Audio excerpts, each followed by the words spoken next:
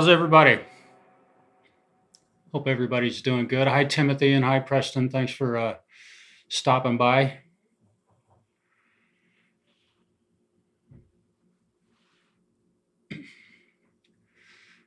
Got a little trip through some modes here using a new toy tool in my arsenal.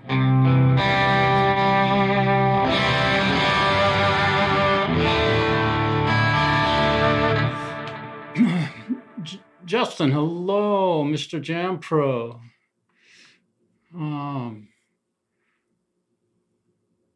Yeah, I haven't heard from Charlie yet, but I'm waiting. I don't know if you guys got stuff solved. I haven't heard from anybody on all that. It'd be fun to be able to help him get stuff working. I'm working with about 4 different people right now trying to get their streams up and audio running, and 3 of which have done really well with it. The other one, again, I haven't heard from him, so I don't know what he's got going on. Oh, Fred wants to say hello. Hey, buddy. I was given a really cool gift from one of my guitar students. It is his dog, Lady Gaga, on a guitar pick. Okay, good. You guys were able to solve it. Excellent. I'm really curious as to what the problem actually was. I know what the symptoms were, but it's always fun to hear about what other people have to tackle on their end, because I learned something from every one of those. Timothy, yeah, bro. I know this is a secret. Unfortunately, I'm not gonna open that up. And strats are typically, I mean, you got to generally have to pull the strings off of them to get into it. I can't even remember exactly what I did on this thing, but I'm currently playing it with a single coil configuration, so you can hear the noise until I go like that, and then it's gone like a typical Stratocaster, right? First position buzz, and everybody bitches about it, but strats have been recorded with that sound going on from their dawn of invention. So, hey, Charlie. Yeah, we'll try and keep things quiet. Just a flick of a switch, you can make stuff silent. It's kind of fun, and I'll be using the controls on my guitar tonight to try and. This isn't necessarily a guitar lesson, but I felt motivated. I've got a couple of students that are starting a band together. They're both very good guitar players. One of them didn't know a D chord when he first came to me, and now he's out playing finger picking style picking stuff at open jams and stuff right now, and he's recording his own music. He just released a MIDI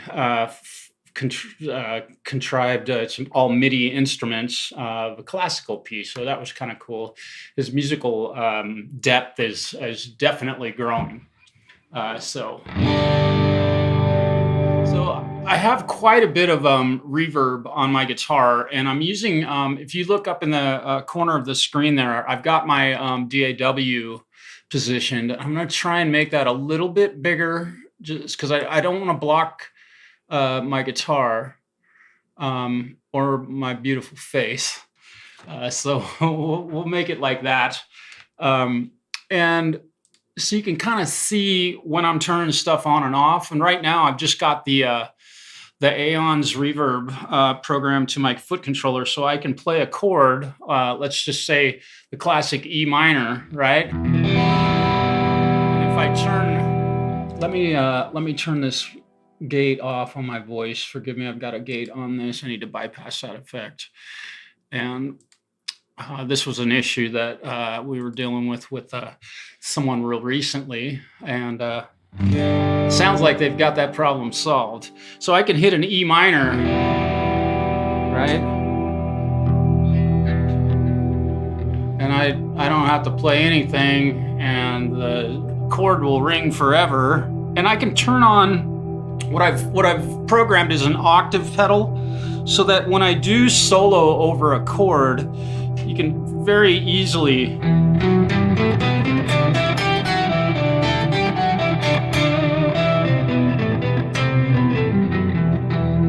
right? And I can stop the loop just like that. So a couple pushes of a button.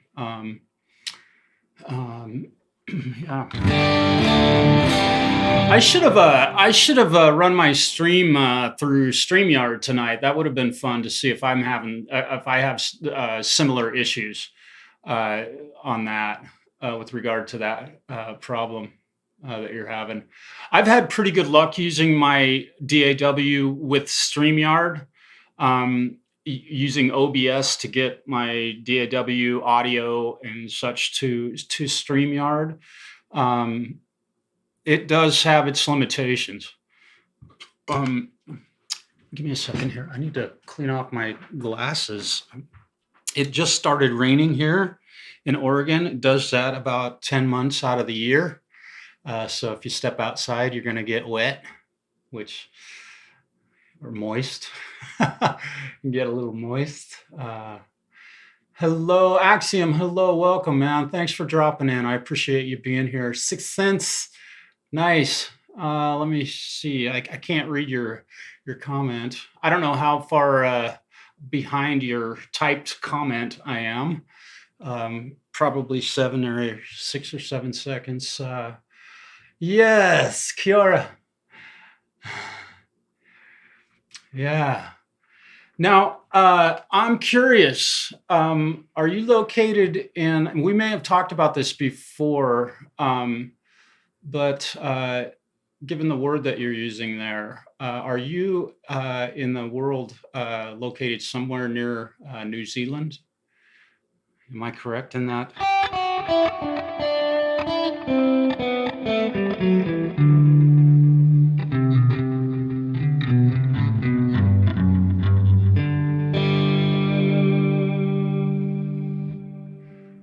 You don't have to answer that question if you want to keep your identity or location private. I totally understand that. And Charlie, calling the computer guy to have him slim my startup. Oh yeah. Yeah, if there's shit running in the background, Charlie, that's definitely, it's remarkable how much CPU is being used on audio alone, let alone video. Yeah, New Zealand, the Shaky Isles. Very nice. I would love to hear you speak.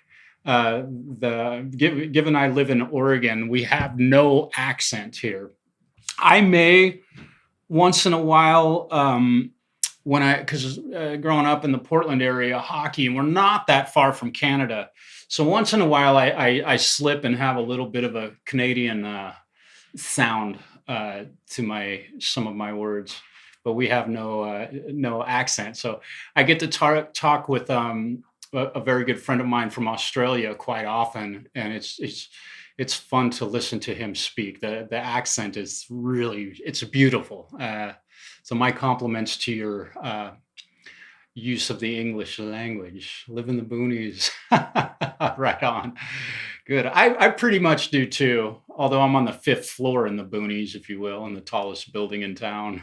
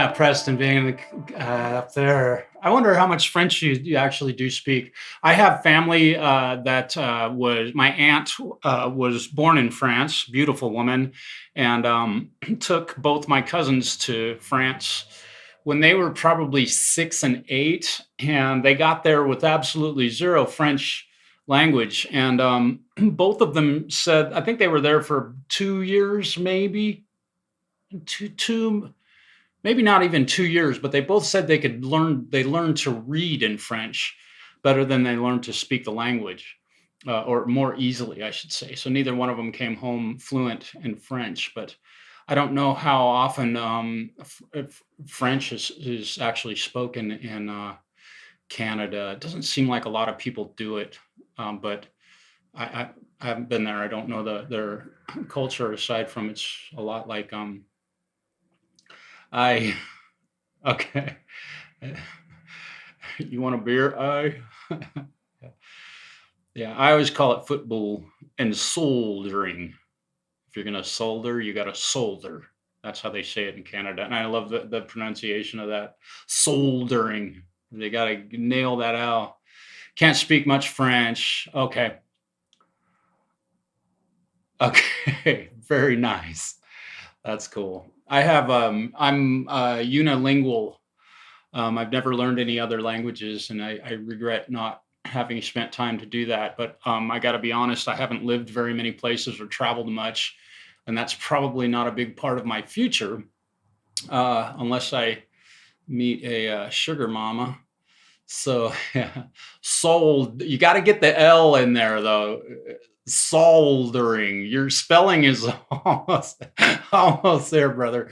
So I haven't had the need to speak other languages. Although there have been a few times where, boy, if I could speak Mexican, and I call it Mexican because there's a big difference between that and Spanish.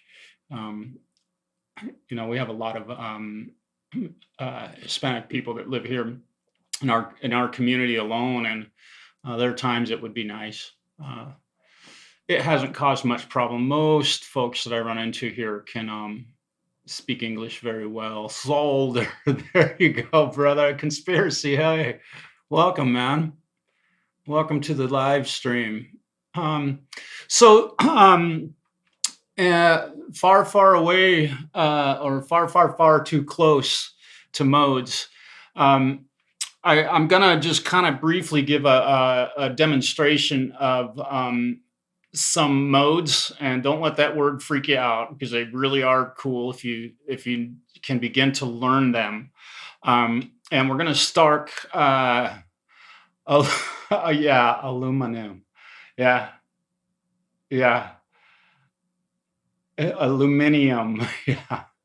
Um, so I'm going to start I'm going to spend the entire time playing in the key of a diatonic key of G major, which very important to know that the relative minor of G major is E minor. And that's where 99% of the guitar players living end up playing, especially if you go to a jam session. The first thing you get, here's solo over this.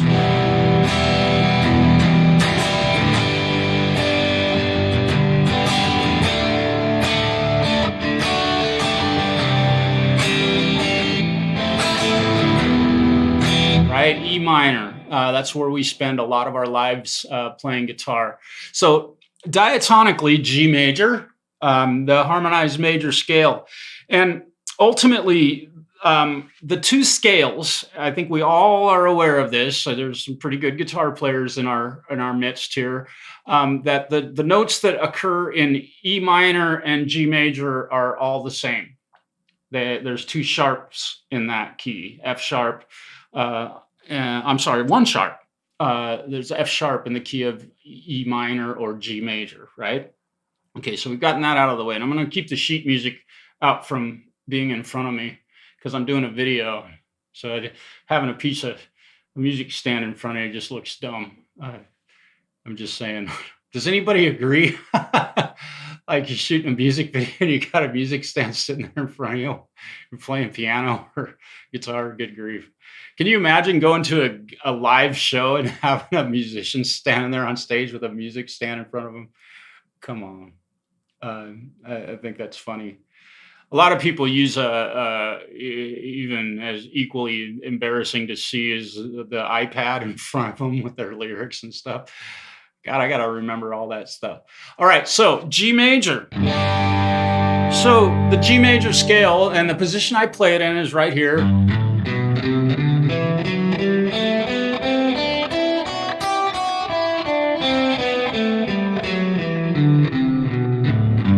Right?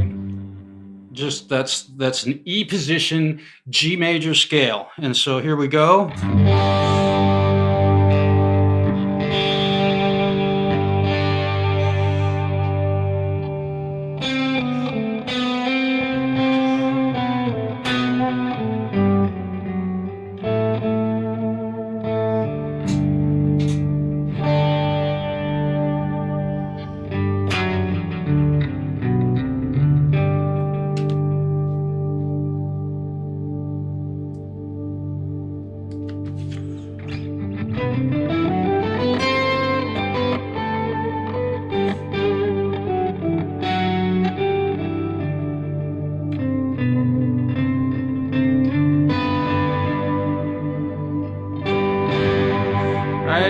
G major, very simple. Diatonically, the next chord in the G major scale is A minor, which would be the A Dorian mode. So that was the G Ionian mode.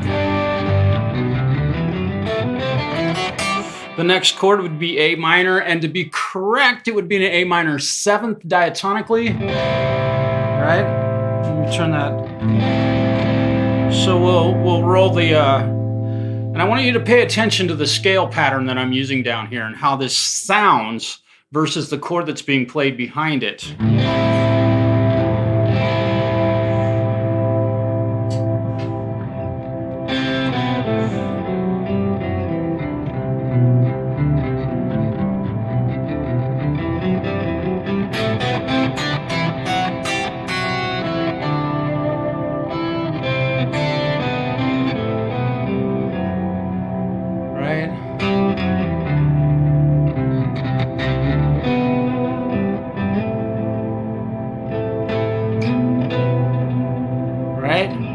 And I'm playing the G major scale over an A minor 7th chord. So diatonically, I'm playing correct by simply playing the G major scale over an A minor 7th. Okay, works great. We move that up, so diatonically, G major, A minor 7th, B minor 7th would be the 3rd chord. So we'll start here in B minor 7th.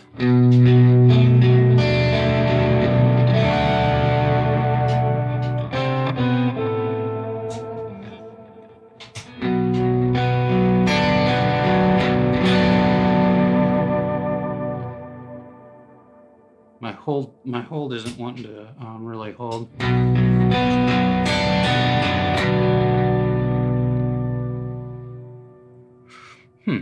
I'm learning this this hold button. For some reason, it's not holding.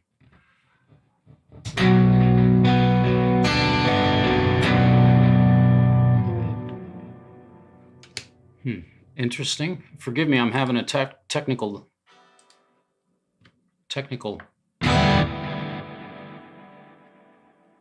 So the hold function isn't working now.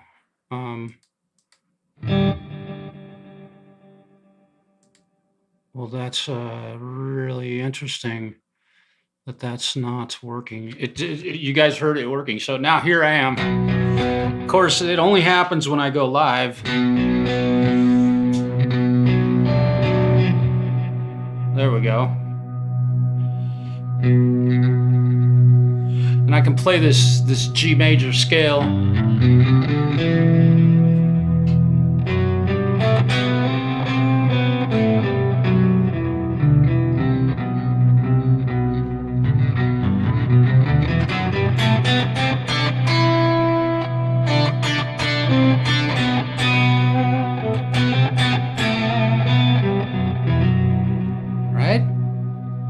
Okay, so real basic, just diatonic, everything's in G.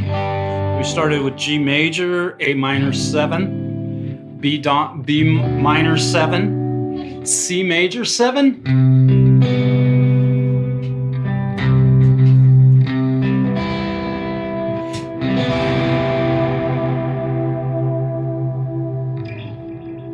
Which would in turn be C Lydian, C major 7th.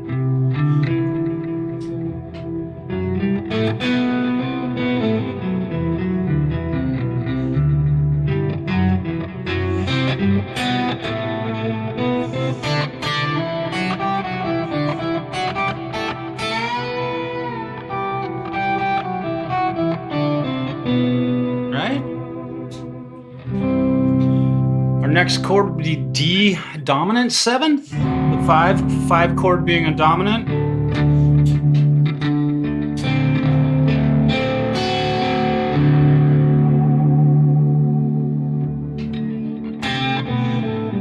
Which becomes D mixolydian, and you'll notice I'm playing one scale.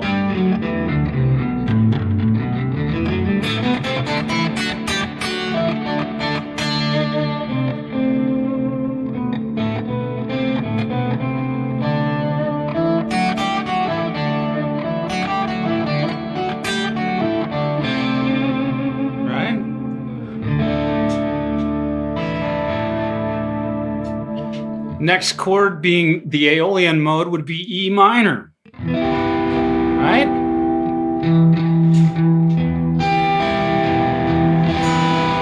Or E Aeolian, E Aeolian.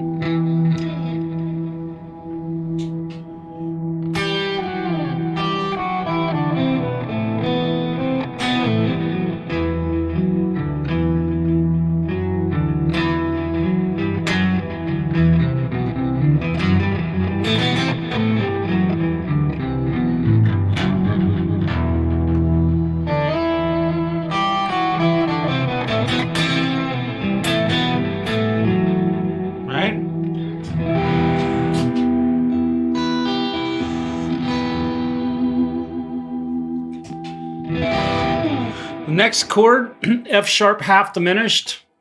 We can argue about whether this is a diminished chord or a half diminished chord, but there is no E flat or D sharp in the key of G major, so it is a half diminished chord. I suppose you could make it a, what would this be? It's kind of a dominant 7 chord, yeah, but a half diminished, right? Using the same scale over this chord, right? This beautiful chord. Half diminished, F sharp.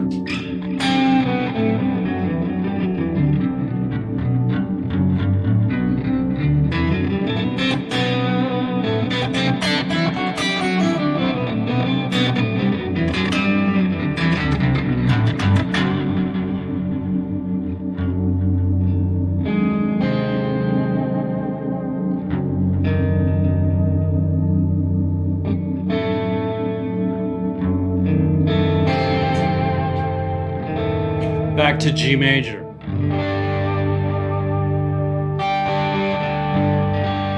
Right on. So, using one scale, I was able to play over all 7 chords in the diatonic mode to accentuate and find a harmonic lead part over any chord in the diatonic harmonized major scale. Now, obviously, there are different scale patterns than just, let me turn that octave, right?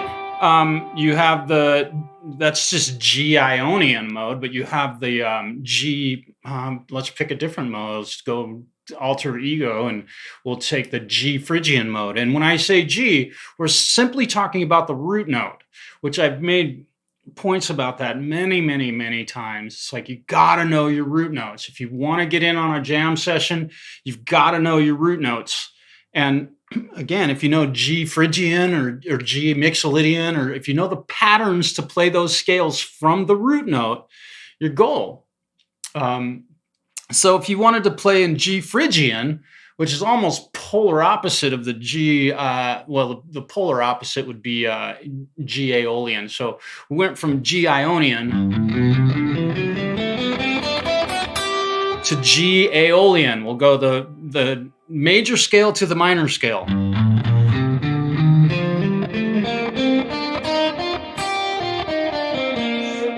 So if somebody goes, this song's in this chord progression's in the key of G, and they go, well, immediately you hear that it's a minor chord, so you know that you've got a minor third that you have to play in that over that chord in order to be diatonic. If you play a major third, you've just nailed the death note. Midnight Bandit, hello, welcome. Sixth Sense Amelia. Yeah, hello. Have a good time at work. Man, I know I do. Yeah.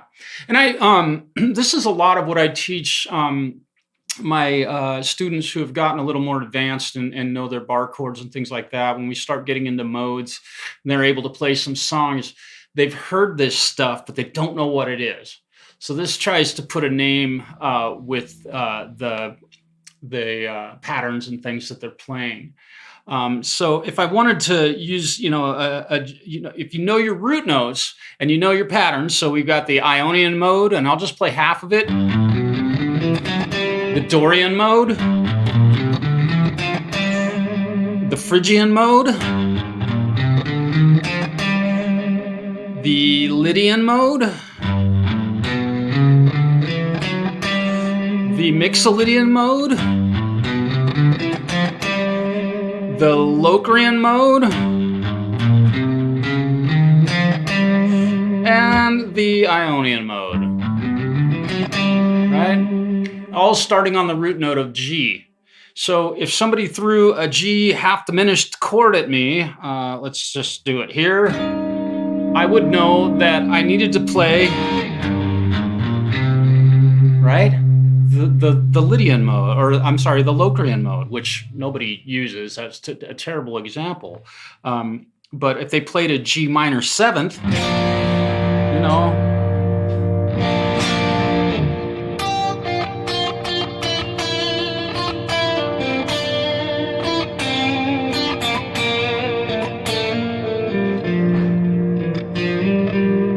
I know to play a Dorian mode because the diatonic chord for G Dorian mode is a G minor 7.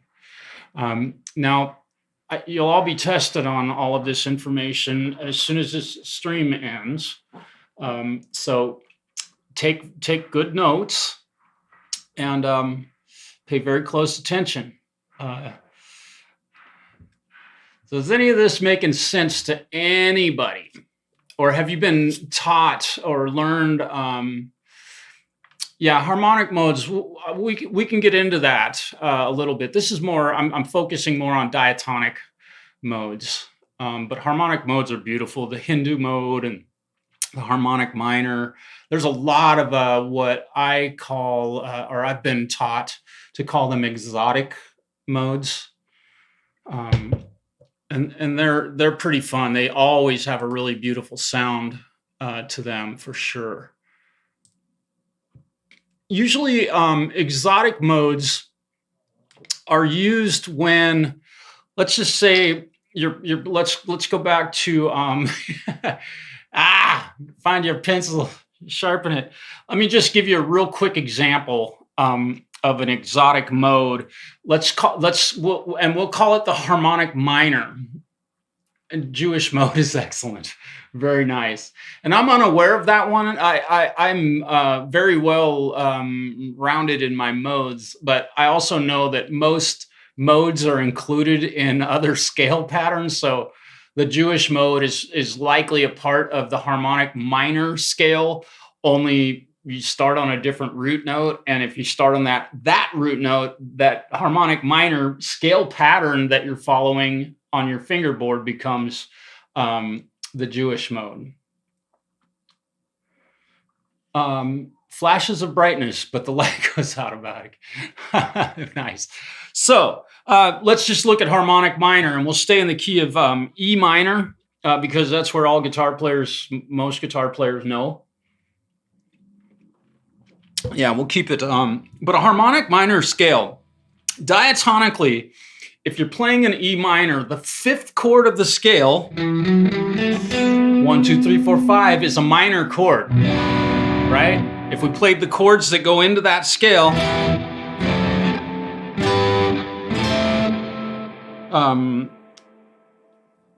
sorry, oh, forgive me, I just goofed up there, but the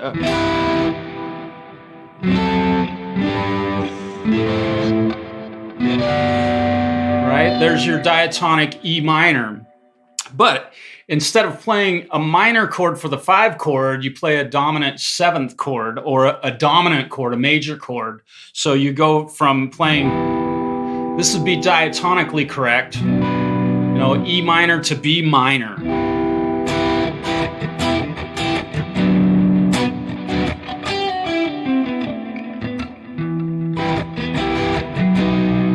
But if you make it a dominant chord or a major, a B major, you can hear.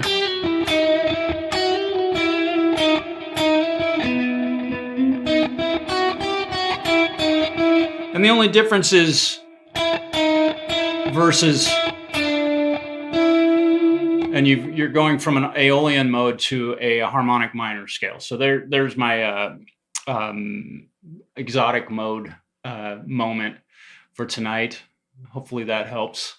I love exotic modes. The harmonic minor is definitely fun. However, you know, if you started the same scale here,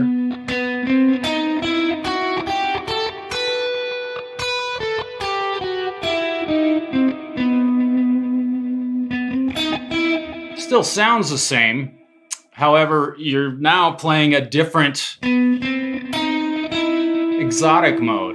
If you started the scale here on the A note and played the exact same notes, and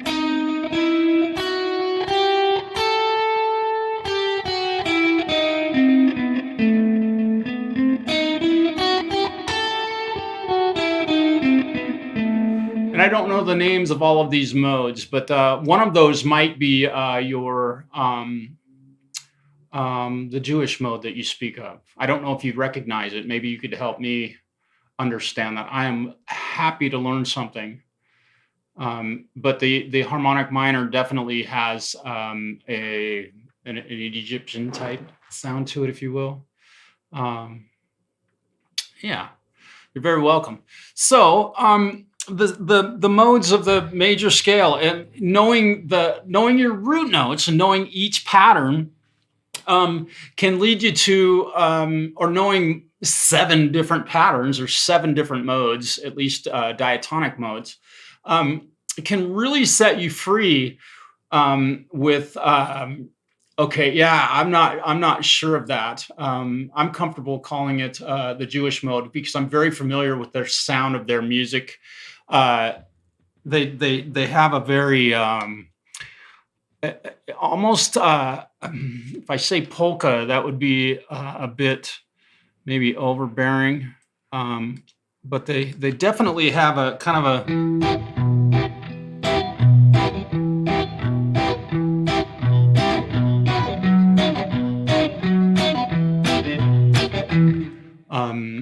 I can't remember the movie. There was a wonderful, oh God, I'm gonna feel like a total dunce for not knowing that.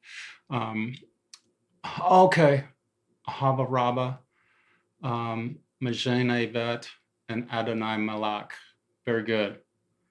Okay, cool. Well, I just learned something. All right, so let's continue with the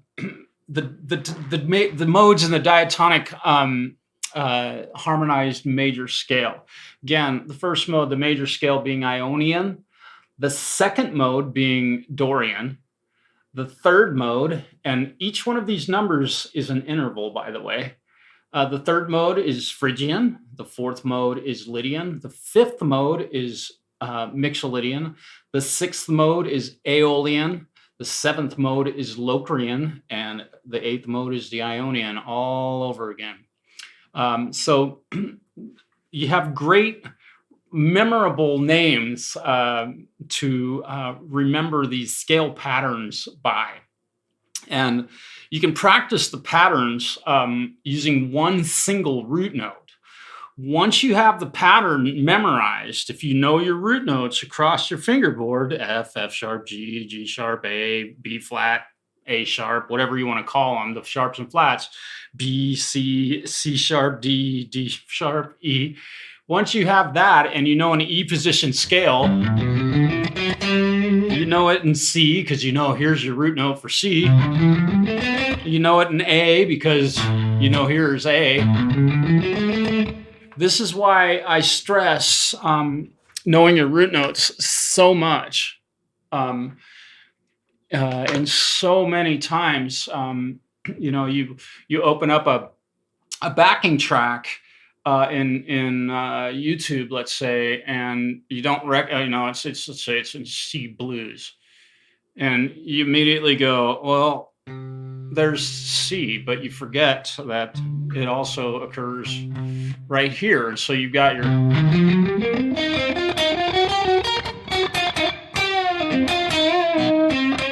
right, you've got your C blues scale. You don't have to start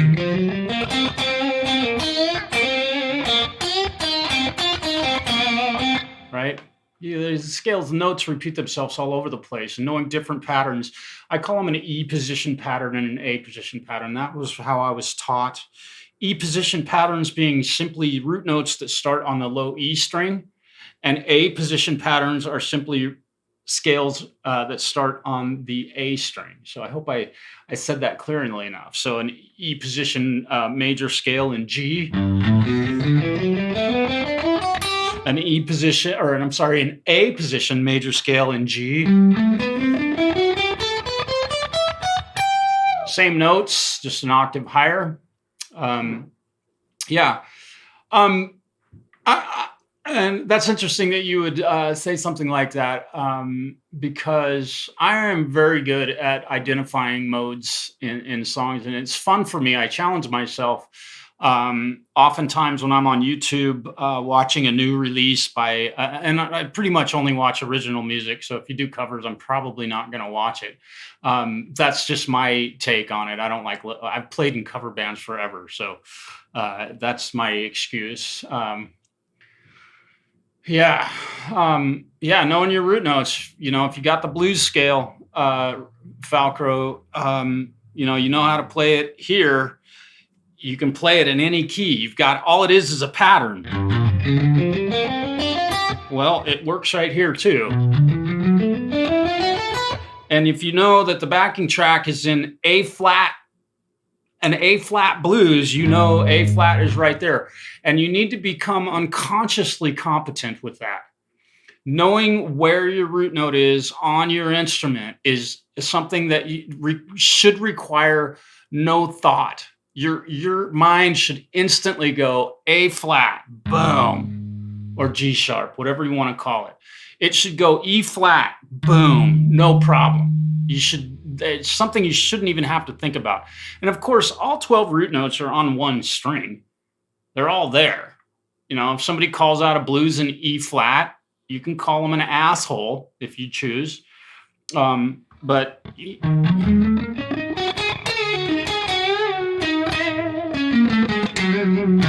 that way you can't be stumped. Knowing your root notes. When you open up a backing track, it's a blues or it's a minor riff in whatever key, B flat. You see a lot of those. B flat's a very common key in worship teams in churches. B flat is the key. Women love to sing in B flat. If you listen to a lot of hit tunes that were performed by women, in many cases, it's written in the key of B flat. Oftentimes, guitarists will cross tune their guitars or use a capo or something so they can use open chords. But you see it a lot, and it's a fun mode because it's right out here in the middle of everything. But you need to know where your root notes are, and obviously, these two strings, I don't need to remind anybody, are exactly the same, identical. So you can totally know that, and you can start from either side of the spectrum. So you get a backing track that's let's just say it's an A.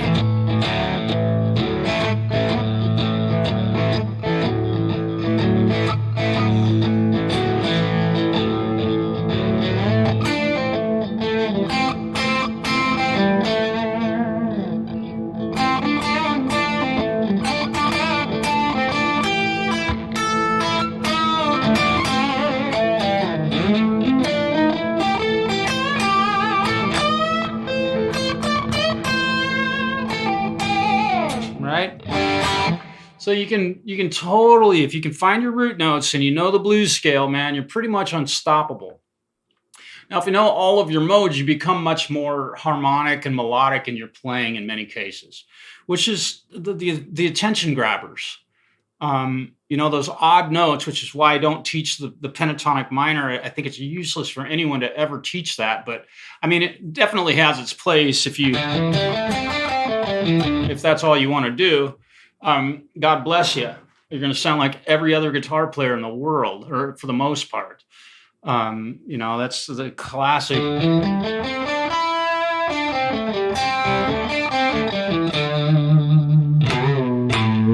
Right?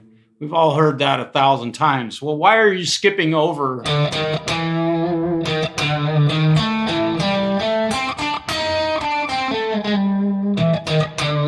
I mean, you're skipping over one of the greatest attention grabbers in music. I use that a lot in my compositions and in my solos. I try to, in fact, because I think that note, that flat five. So I just there you go. If you know the pentatonic minor or the blues scale, that's what I prefer. I don't teach it. You can ask any of my students; they'll tell you they don't know the pentatonic scales at all. I don't bother with that. You can skip that flat five if you need to and play the pentatonic minor. I'd rather have somebody skip a note intentionally than not know that note's there and not ever play it. Right? It's just my take on it. And when I was coming up, we weren't taught the pentatonic scale at all. We knew about it and we knew what it was, but we were playing the blues scale.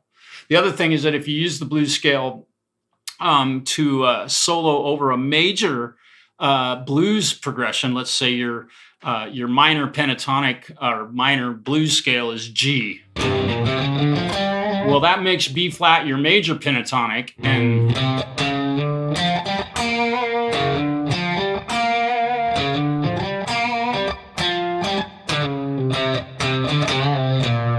right, your major pentatonics start to get that little stank on them because you've got that minor third to the major third interval. I just recently had a discussion with a guy, and it just blew his mind that he had been taught the minor pentatonic and knew that he could use it playing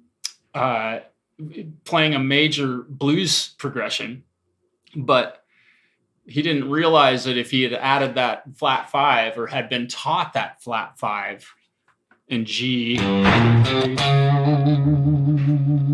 Oh, what did you do? Oh, your bag. There we go. So, really wonderful note. It does need your imprint, but familiar can be great. Yeah. Finn McKenty talking about how pleasant, accessible music can be great to get audiences to take notice, and soon they'll feel okay. Digging deeper. Yeah, and this is, what I'm sharing tonight is very introductory, basic.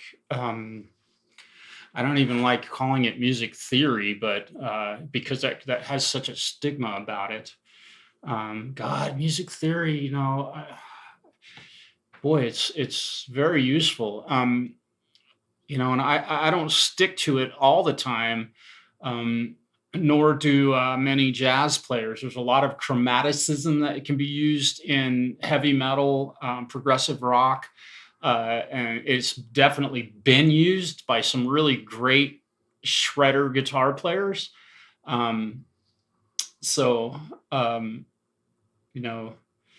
There's always options to just using a specific mode over a song, but oftentimes it really helps to be using a mode and to know the modes. Now, um, this isn't about teaching everybody, oh, this is the mode and you have to use this one and all that. That's not what this broadcast is about.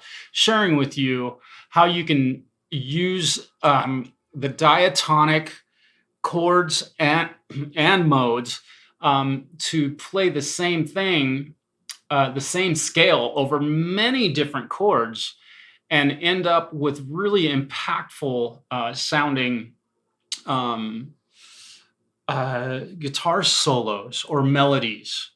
And far be it from me, and I would never pole vault. Hello. I wish I could learn. Um, yeah, yeah, right. Um, yeah, pole vault. The best thing you could do if you're interested in learning this, is find a guitar instructor that knows this stuff. A lot of guys teach guitar, but they don't know the first thing about music theory. And so you got to be careful in who you trust. Usually, if you find someone, a guitar instructor, if you ask them if they have a college education, and they respond by saying yes, honestly, you're probably going to be pretty squared away with getting some knowledge about modes and music theory. Oh, I understand. Okay. Okay. Cool. Uh, yeah. Falker, that was a great point. You, the musician, can still decide what chord, note, etc. you will use in your music. Yes. The basis, that is the foundation. There's no replacing improvisation. It is a moment in time. And I wish I have a moment in time when I've been improvising. A lot of those moments have passed me by, and I wish I had been recording some of that stuff at gigs or other live performances, and even studio sessions where I've just been wanking around and like, oops, I should probably have pushed record. And a lot of what I've shared tonight earlier in this broadcast is all based on improvisation. I do know the modes, the patterns, that the modes, the order of notes that are required to be played to play a specific mode. And that sounds really complicated, but it truly isn't. Usually there's a half step between each mode, between, the Lydian and the Ionian. There's one note difference. The Ionian and the mixed Lydian, there's one note difference. The Locrian and I don't even want to go into Locrian. And the minor modes, there's one note that's different. And it's a simple fingering pattern to learn and to memorize. And that's probably that what I just said is memorizing these patterns is probably one of the biggest hurdles that a lot of guitar players have. I mean, especially starting at later in life, our minds aren't soaking information up like a 12-year-old, right? They remember everything. And so having a good solid memory, and in particular, probably not drinking a lot while you're learning this stuff is a good idea. You play better sober. Trust me on that one. Let's see, does that turn on my delay? It doesn't. I'm gonna set up a setting real quick in my on my pedal board. I didn't learn this yet. So we're going to go to number 1 to turn on and off. I want to be able to turn my delay on and off, and I want to be able to tap a tempo. Whoops. No. Let me hit this tap tempo. We're going to turn sync off. There we go. Give me just a second. I want to make sure I can tap some tempos in if I need to. And I'm going to play along with a couple backing tracks tonight. Okay.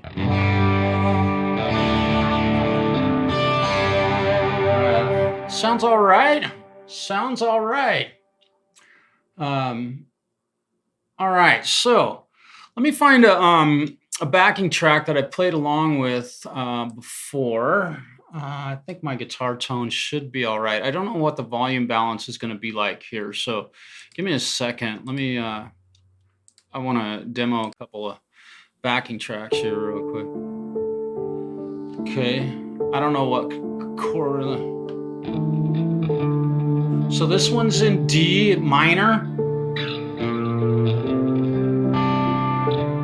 So this ultimately is D Aeolian mode, okay? But so I'll call the modes. So I'm gonna.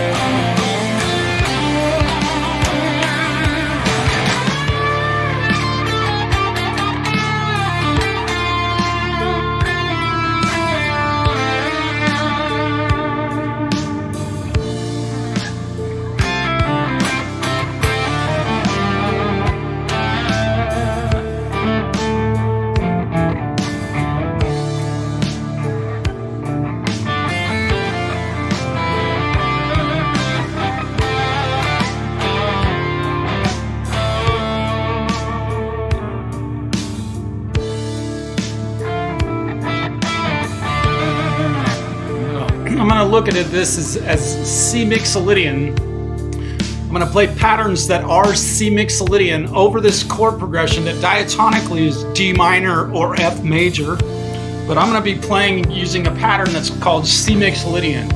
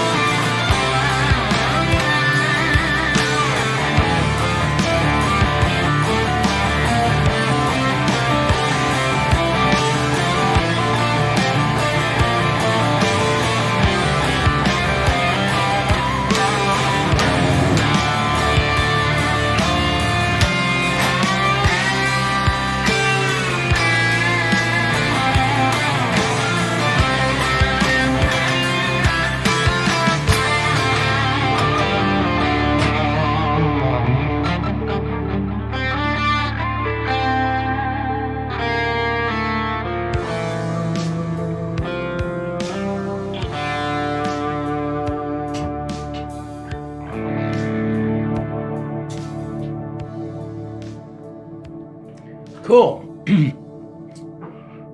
Scotty Dog Music, welcome. Hello. Yeah, and let me show you the amp that I'm using tonight. Let me stop this real quick. Let me hang on. I'll share this this amplifier with you. I think do I have Reaper? No, I have Reaper. There we go. So I'm using Archetype Bossy. Let me float this effects window just so you guys are aware.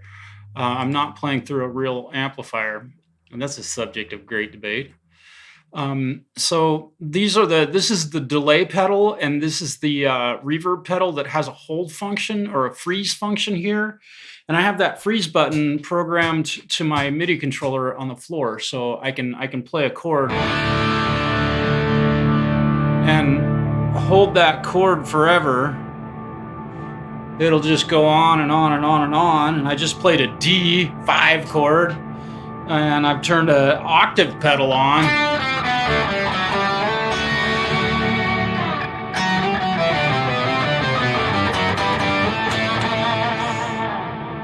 And that was D Mixolydian, but now I can use a D Aeolian.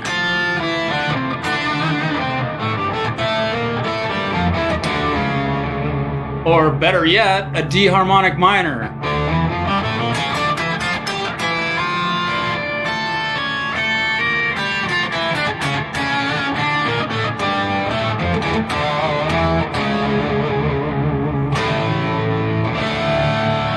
Right?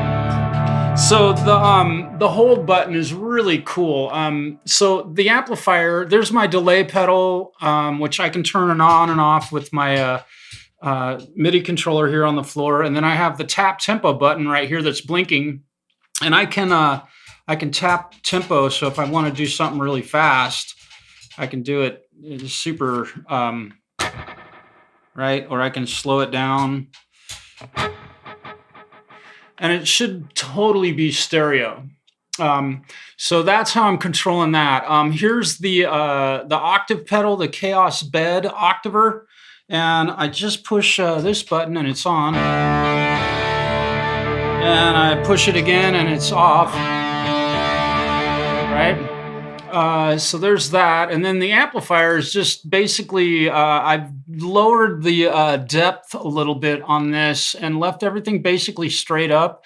And I added a mid hump in it, kind of like throwing a tube screamer. And if I throw this switch right here, you get you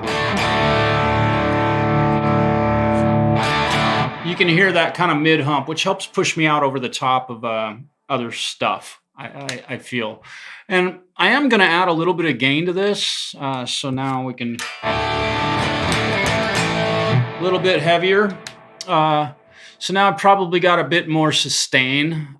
So let me go back to my my reverb. I like to know on my screen if the freeze function is working, although you can hear it. Right?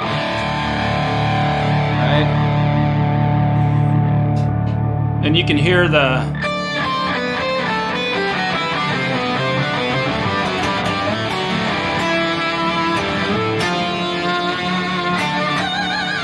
yeah, Tristan, hello, man. I hope you're having a great night. We're having some really wonderful rain tonight in the area. It's pretty awesome. I went out and walked around in it a little bit. It's just beautifully warm outside. Let me go back to this. So there is my amp, and it's still there. You can still see it. I am using Reaper, and I'm using ASIO input into OBS, and that's how you're all hearing my audio on YouTube, which should have virtually zero latency. The only latency is the video because I have really cheap cameras. Let's see. Yeah, Tristan, I have your guitar at the shop, man. I haven't had a chance to get to work on it yet. Dude, you wouldn't believe what came in the other day that I got into. I dug into it today. Tristan is a client of mine. Everybody, he's a very good friend and a really good kid. just celebrated. What are you 21 now? Is that right? Anyhow, I've worked on several of his guitars for him, brought him back to life, and but guy brought in a Paul Reed Smith that had been banged on some concrete, and it is in bad shape. And I found multiple cracks in the body that I have to pay attention to. And I had an amp that I thought I was going to be replacing an input jack in, and it turns out a mouse or a rat built a nest inside that thing. So I'm going to get to your guitar as soon as I can. I don't know if I'm going to get to it tomorrow, but it is definitely on my list of things to do. So let's see. Yeah. I haven't. Tristan hasn't played much at the shop. We don't usually, sit around and play guitar. I've got a lot of work to do, but yeah, yeah, yeah, yeah. Isn't it fun? Midnight. Have a good night. And thanks for the wonderful questions, bro. I appreciate that. We had a little bit of fun with the exotic modes tonight. Yeah, so I'm going to go ahead and play along with another backing track and just see what kind of stuff I can come up with. I have no idea what key this is or what this sounds like. So I'm going to have to find the root note and then decide what mode to use over it. So let's listen. Let's see how good my ear treats me. I can't promise I'm going to fall in love with this backing track. I don't know. I don't know. So it's an A.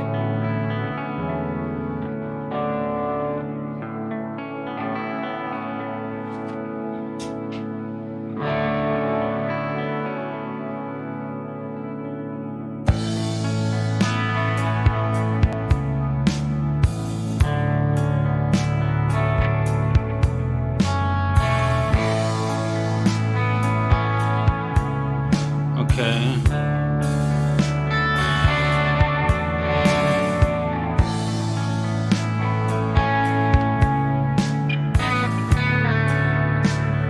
So this is straight up A major to D major. I'm gonna try and bring the backing track up a little bit.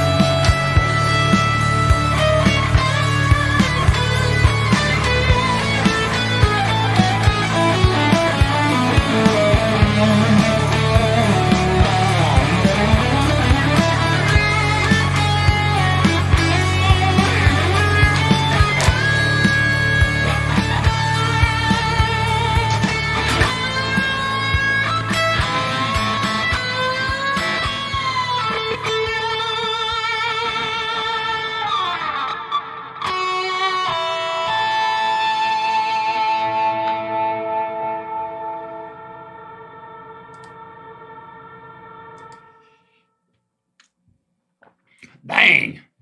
That was kind of a fun one. It was a totally diatonically A major. If you started at the beginning of this broadcast and watched up to this point, or watched the first maybe 20 minutes and try to digest what I was going through there, all diatonic mode, that was entirely A major. So I could have used this. I could have used this scale through the entire and played these notes, or could have played those through the entire solo, and just been. And in fact, aside from a couple of variations that I used, and I used some chromatics in that. Thank you, Scotty. It's the Feisty. Good to see you. Thanks for dropping in. Don't know how I'm going to feel about this. Then burns it down. Yeah. And you guys also, I have a pretty well-trained ear, and we all do. If you've been listening to music for most of your life, it's amazing what you actually don't realize but being able to identify the key of a song is something. It's obviously a thing called perfect pitch that you can learn it if you're a youngster. However, let's see, where did we just go? What has just happened here? Okay. But being able to identify the pitch of a song and be able to solo into it or use it to play a solo is a wonderful thing. And I just had to hit a note, and I knew the first note, I could tell it was A major. I tuned so many fucking guitars, excuse the French, my Canadian friends. It's amazing how many I have A pretty much dialed. I'm gonna roll one more. I have no idea what this is. I've probably played along with this track at some other time, but we'll see where this one is. We'll see. I'm gonna see if I can discover what mode or what key this thing is. Okay, so it's B minor.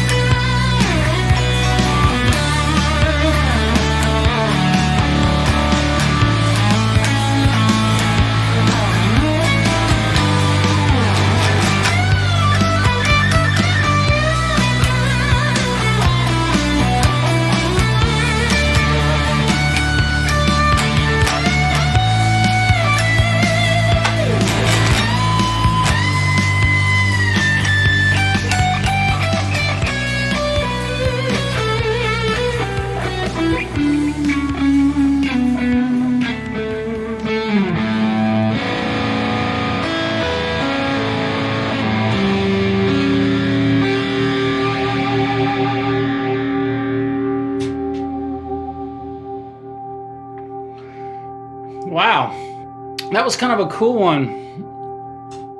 I'll turn the freezer off. Wow, that was kind of fun. Um, yeah, so that was entirely B minor. 100%. The entire solo was played using B minor. Now, I say that, and as a guitar player, there's differences in there's a huge difference. Well, the way people communicate with music. So diatonically, I'm calling it D minor, but technically, diatonically, it would be called D major, which is a relative major of B minor. But the first chord in that chord progression was a B minor, so I call it diatonically B minor. And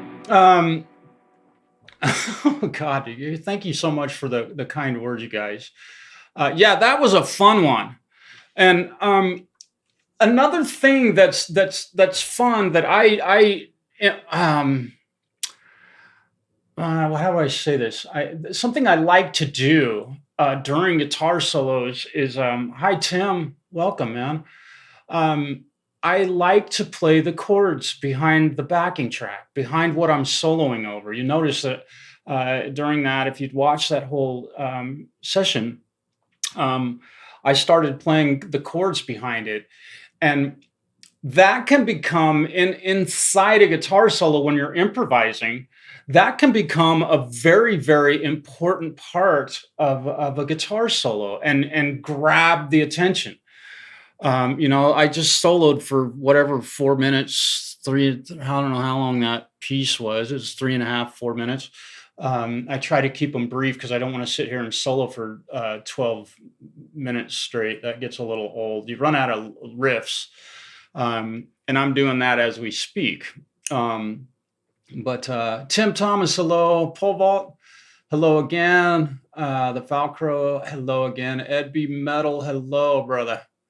Been a while. Haven't seen you.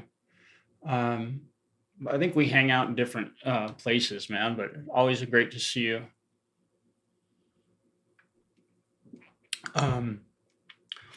Yeah, and again, if you missed it, I'm playing through the Archetype Abasi, or I'm sorry, Archetype Rebay. Let's see, I think I can, there we go. So there's my amp, and the amp looks like this. It's white. Isn't that cool? It doesn't look anything like what it sounds like.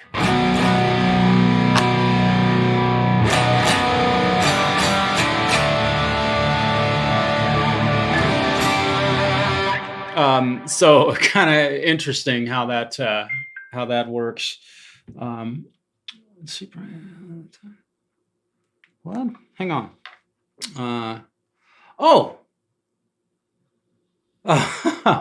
Thank you. I appreciate that. It's fun to get texts from folks that are watching. I appreciate that. That's very kind. Yeah, this is God, you guys. I didn't do any. I didn't do any live streams about this, but Neural DSP just had their birthday sale, and 50% off all their stuff. So this is one of the new ones that I got.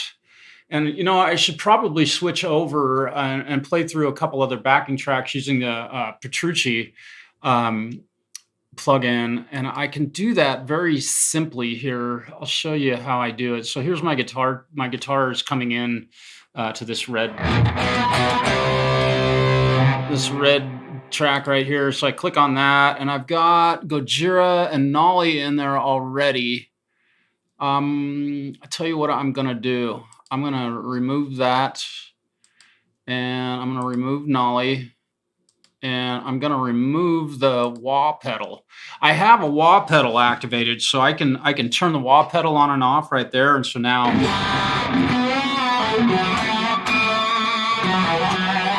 I got to make wah pedal noises.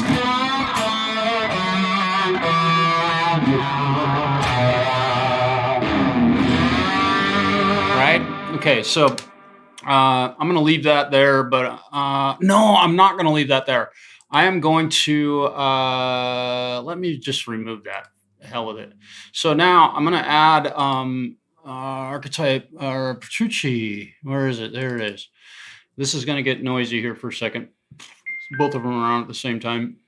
So here's Petrucci and the default. You know, sounds pretty good. My guitar needs a little bit of tuning, but it does come with a wah pedal. So I've got to program that real quick. So I'm going to move the wah pedal, and I'm going to go up here and learn that, and I'm going to move my pedal. And so now my wah pedal is controllable with my pedal on the floor. You can hear it.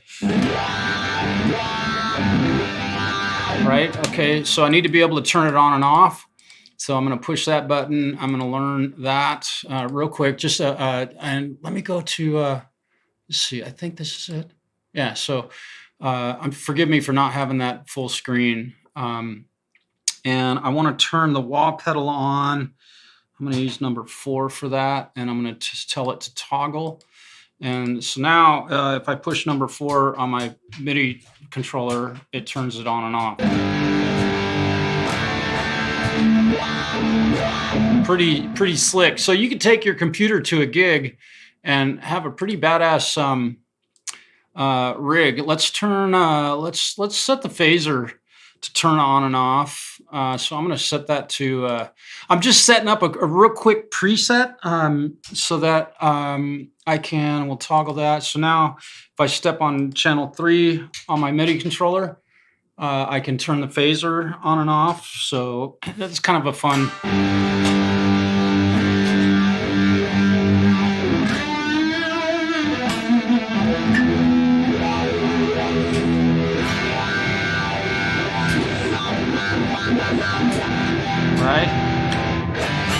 All right. Now I need to go to my delay effects. That's my volume pedal. I don't want that. I want to go to delay. I want to be able to turn the delay on and off. So I'm going to program this real quick, and it just takes a couple minutes to set up a whole pedal board like that. We'll make that toggle. So now I can turn the delay on and off. You'll see this little switch moving. So delay on, delay off, right? And I want to tap tempo. So where's my tempo? Tap tempo. I click on that, go to parameter, click learn, set up on channel 2, and we'll make it toggle. And oops, come on, toggle. There we go. So now I've got delay. And the delay in this is kind of quiet, and we want to make sure that we're not in sync. We want sync off. Yeah, okay. So now I can.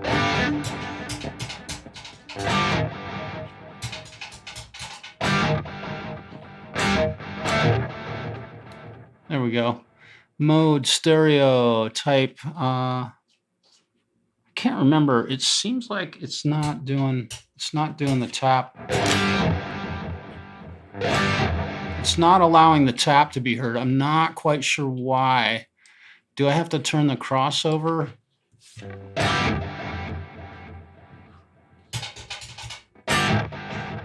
So it's not, my tap tempo is not changing the tempo. I'm not sure why. Give me a second here. I'm having why is that? The sync is turned off. Time type, do I have to go to note? Do I have to tell that to be a note? And now if okay, so, well, there we go. Oh, there we go. Okay, so for some reason, okay, so now I've got tap tempo. Let's go to another backing track. Let me pull up my other angle. So there's how you program your MIDI controller to be able to use a MIDI controller and have a full guitar rig. Let's see. So I got phaser and wah, delay off, delay on. Okay. Let's find a backing track. Let's see. Let's mute this track. I got backing tracks recorded. Okay, that one's kind of cool. So we'll go here. I think this is an A minor. I think it is. Yeah, it's an A minor. So I'm going to tap some tempo. So I'm in.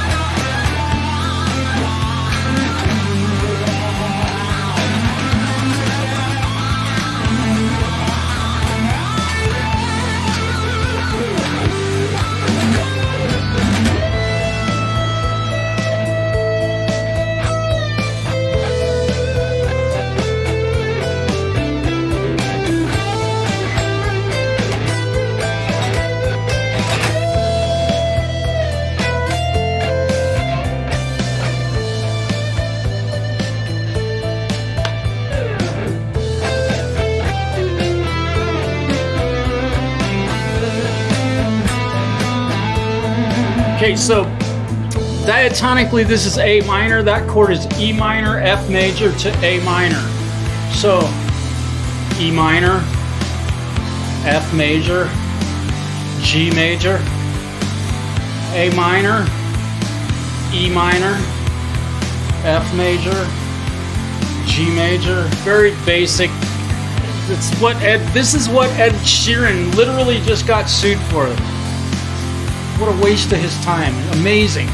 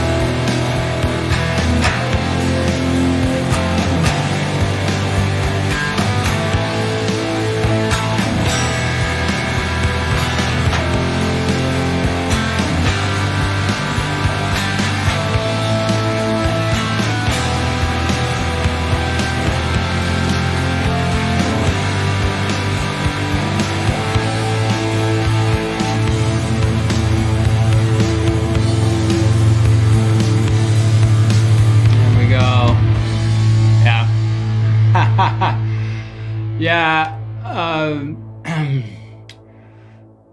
Yeah, I noticed that. I could hear that in my headphones, the pick attack. I usually have a noise, a compressor on this, but I wanted to be able to talk and play tonight. So, yeah, if I hit this thing up, you can definitely hear that. However, I can make that vanish by putting a compressor. Let me show you how I do this, just for another little learning curve. So whoops. Oh shit, we're gonna do some country. Look out.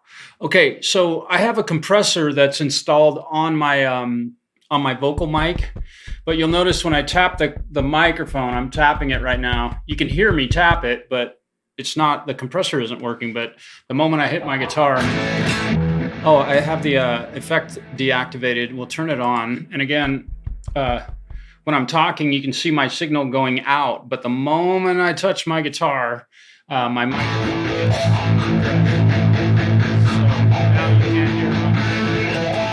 now you can't hear my pick attack.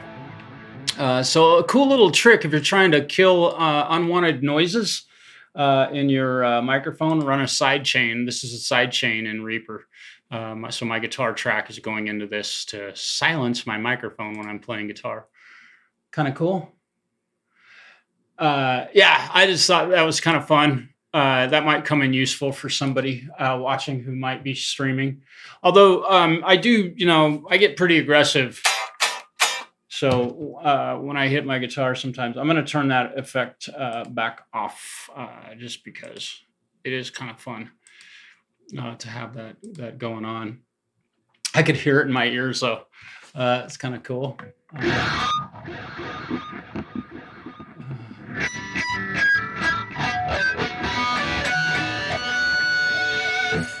Okay, so that's kind of high gain for doing a country riff. Let's go up here. Let me see what this one sounds like. Do a little bit more playing, and we're gonna call it a night. I hope everybody's had a great Thursday. Okay.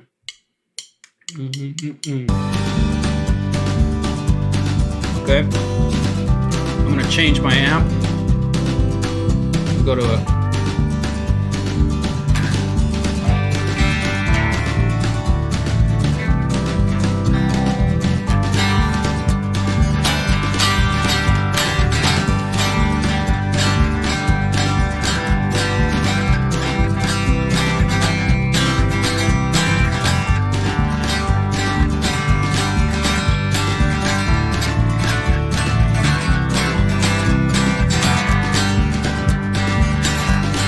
gotta tune my guitar. Okay. It's kind of cool. It's kind of country. We can go there. I'm cool with playing some country. And these VSTs have really nice tuners built into them.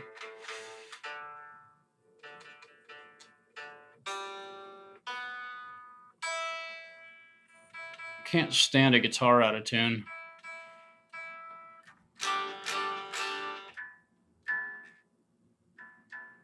Always check them twice, especially if you got a floating tremolo like you should on a Stratocaster with a vibrato bar on it.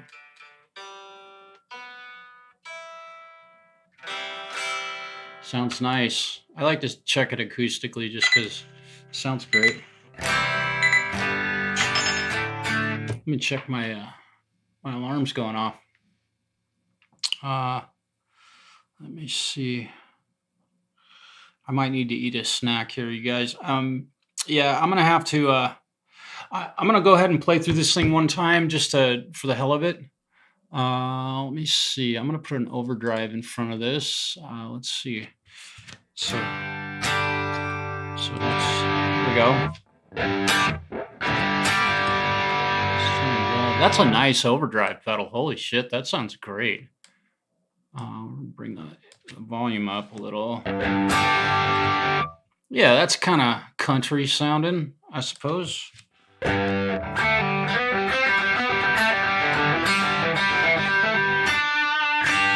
Sound like I can't play a damn country riff. That's all I played when I was growing up. Country. Okay. Here we go. Oh, and we'll put some flanger on it just for the sake of Waylon Jennings. You gotta have a flanger. Okay. I want to bring this volume of this.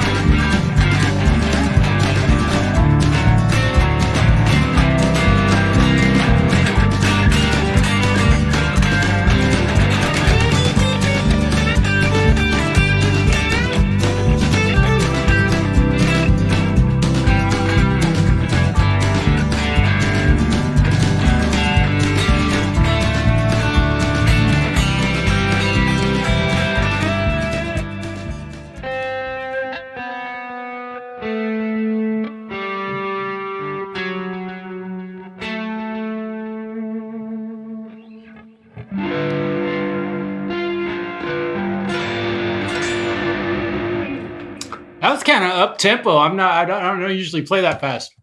Well, and I think my angle's kind of weird. There we go. Couldn't see anything I was doing. That's great.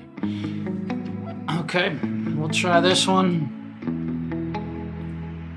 Change my amp again. We're gonna go to this white one, or I think this one. There we go.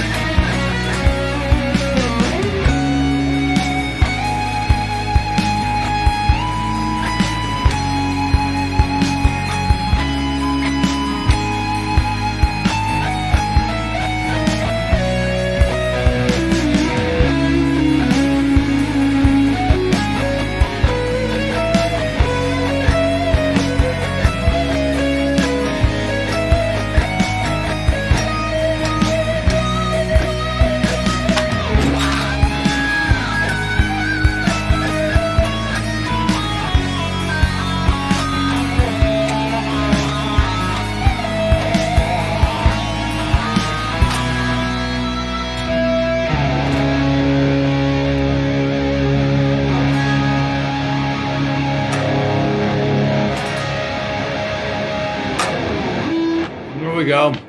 Right on, C sharp minor. So everything's diatonic tonight, no modal shifts. Hopefully, maybe you learned something in watching me and my use of the blues scale. If you know the blues scale, it's a wonderful scale. I used it all over the place tonight. You could see it. Here's what it, right? Looks like that. There you go. I've got to get going and eat some dinner. I'm going to have me a nice ribeye steak tonight again. I appreciate you all hanging with me and listening to me play a little guitar. I really have fun doing it. I don't get to play live very often, although I do have some live shows coming up in June in our local area. June and July are going to be fairly busy for live shows. I'm really looking forward to that. I get to play through my good old amplifier once again. Here's that's not my. There's my. Wait, there's my, maybe? No? Okay. Well, we won't worry about that. My amp's sitting here collecting dust very nicely. So y'all have a really wonderful weekend. Tomorrow's Friday. Have a great day at work if you're a working person. If you're not a working person, enjoy streaming or doing whatever else you do while you don't work. Wow, Ed, I hope so, man. I've played over a lot of that, and I really appreciate the kind words about my playing. I've been doing it for a while. I should be a lot better, and I have been a lot better, but I'm not playing as much as I have. Ian, thanks for chiming in there, brother. Hopefully everybody's enjoyed themselves and enjoyed some okay guitar playing. I did not suck too bad tonight. Peace, everybody. Have a great Friday or Thursday night. And we'll see you all again soon. I'll probably be doing more streams like this. I've got to get some more backing tracks. So peace, y'all. Thanks for being here. Ribeye, indeed, brother.